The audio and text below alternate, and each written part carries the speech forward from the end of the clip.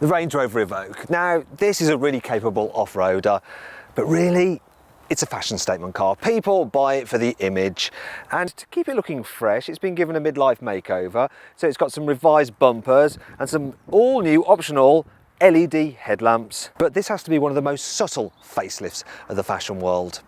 I think you know what I mean. Anyway, inside, ow, the Evoque is absolutely lovely. It's simple, it's stylish, though if you have a bit of a feel around, you do notice the materials aren't quite as plush as in a Mercedes or a BMW. Cubby spaces, they're okay, but once again, rivals do it slightly better.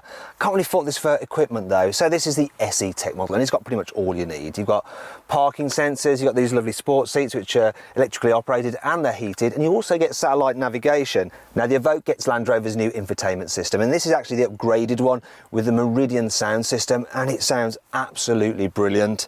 I'm not so impressed with the actual infotainment system itself. It's a touch screen and it's still just a little bit clunky. It's not as good as those that you'll find once again in BMW or Mercedes. Now for our full review of the infotainment system, click on the top right hand corner of the screen on the card for our in-depth review of it and to get another look around the cabin. But on the whole, it's blooming lovely in the front of the Evoque.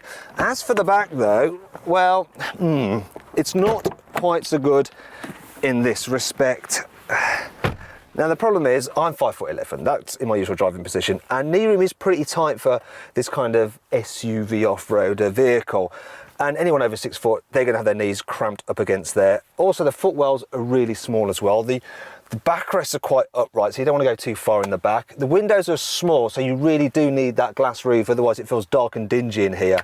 And it's not good with 3 in the back at all. And you can see why not by clicking the top right hand corner of the screen on the card for our in-depth practicality review. And in it you'll also be able to see how easy it is to fit a child seat in the back and just what you can squeeze into the boot, which probably isn't quite as much as you'd imagine, because the Evoque's capacity is quite a bit down on that of, say, a BMW X3. Actually, the boot space is less than you'll find on a BMW X1. I'll just remove the parcel shelf, and unfortunately I will just have to put it on the floor because there's nowhere clever in the car to leave it.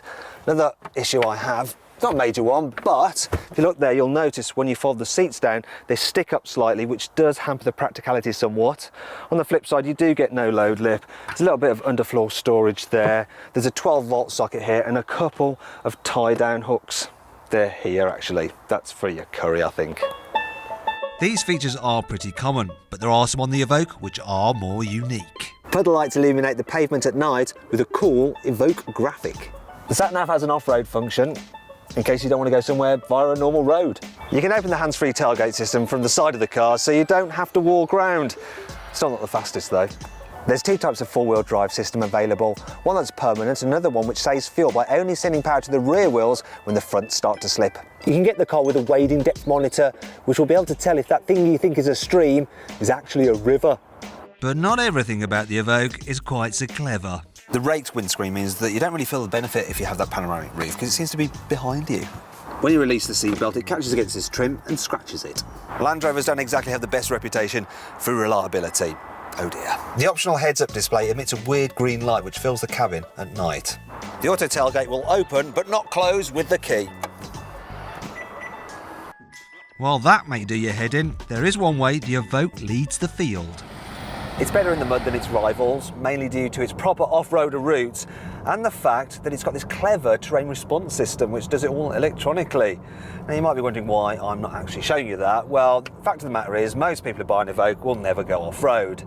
And actually, I'll let you into a little secret, it's the front-wheel drive model. Now, I know what you're thinking, a non-4x4 Range Rover, it's sacrilege! Also, it's only got the lower powered version of Land Rover's new 2-litre diesel engine, which I think is a very good engine, by the way.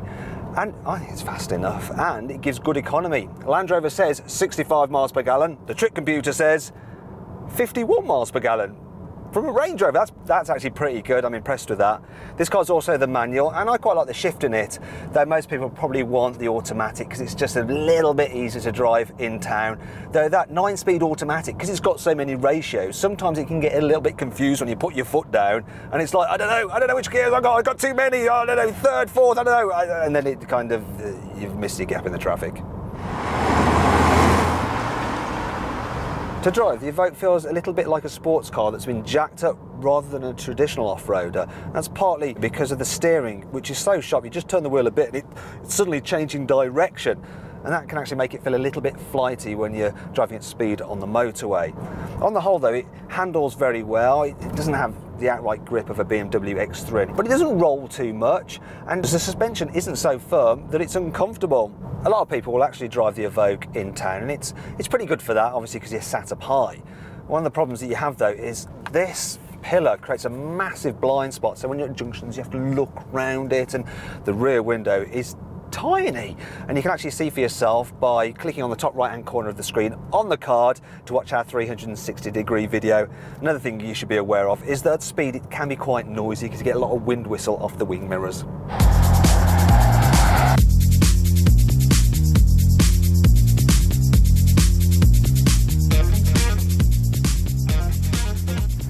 Overall then, what do I think of the Range Rover Evoque? Well, its infotainment system is a little bit clunky, and for an SUV, it's actually not that practical. Still, it looks really stylish and it's good fun to drive.